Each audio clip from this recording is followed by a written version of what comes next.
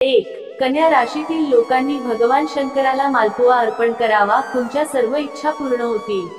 2. वृषभ राशीतील लोकांनी बुंदीचे लाडू म्हणून प्रसाद द्या, सर्व समस्या निघून जातील. नमस्कार श्रोतेहो, पवित्र श्रावण महिन्यात प्रत्येक भक्त आपापल्या परीने भगवान भोलेनाथांना प्रसन्न करण्याचा प्रयत्न करत असतो. भगवान शंकराला प्रसन्न करण्यासाठी श्रावण महिन्यात कोणता प्रसाद द्यावा ते आज आपण या व्हिडिओ मध्ये बघणार आहोत. जर तुम्ही तुमच्या राशीनुसार अन्न अर्पण केले तर भोलेनाथ लगेच ते स्वीकारतील आणि तुमच्यावर प्रसन्न होतील. चला तर मग माहिती देण्यास सुरुवात करूयात. 1. मेष राशी. या राशीच्या लोकांनी प्रसाद म्हणून गूळ अर्पण करावा आणि लाल चंदन व लाल रंगाची फुलेही अर्पण करावी. 2. वृषभ राशी. या राशीच्या लोकांनी प्रसाद म्हणून पांढरी मिठाई अर्पण करावी, यासोबत चमेलीचे फूल अर्पण करावे. 3. मिथुन राशी. या राशीच्या लोकांनी प्रसाद म्हणून इमरती अर्पण करावी, यासोबतच धतुरा आणि भांग अर्पण करावे. श्रोतेहो, पुढे जाण्याआधी कमेंट मध्ये न विसरता हर हर महादेव नक्की लिहा. भगवान महादेवाचा आशीर्वाद तुमच्या पाठीशी सदैव असेल. 4. कर्क राशी. या राशीच्या लोकांनी प्रसाद म्हणून 5 प्रकारचे सुकेमेवे अर्पण करावे, यासोबतच भांग मिसळलेल्या दुधाचा अभिषेक करावा. 5. सिंह राशी.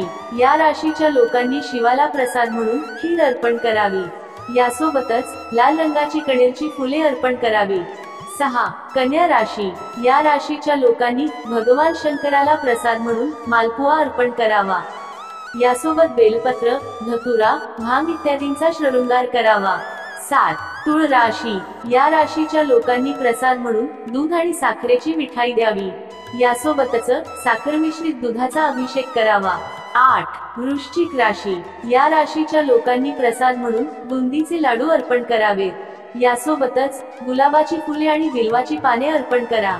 9. धनु राशी. या राशीच्या लोकांनी केशराची पाने किंवा खीर प्रसाद म्हणून अर्पण करावी, यासोबतच पिवळी फुले अर्पण करा.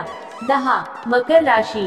या राशीच्या लोकांनी प्रसाद म्हणून खोबरा पाक द्यावा, यासोबत धतुरा, फुले, भांग आणि अष्टगंध अर्पण करा. 11. कुंभ राशी.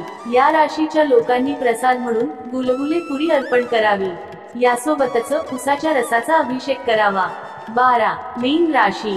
या राशीच्या लोकांनी प्रसाद म्हणून सुकामेवा मिसळून हलवा द्यावा, यासोबतच पंचामृत, दही, दूध आणि पिवळे फूल अर्पण करावे. श्रोतेहो, तुम्ही तुमच्या इच्छेनुसार किंवा आम्ही सांगितलेल्या राशीनुसार भगवान महादेवाला योग्य तो प्रसाद दिला तर तुमच्यावर महादेवांची कृपा नक्कीच होईल.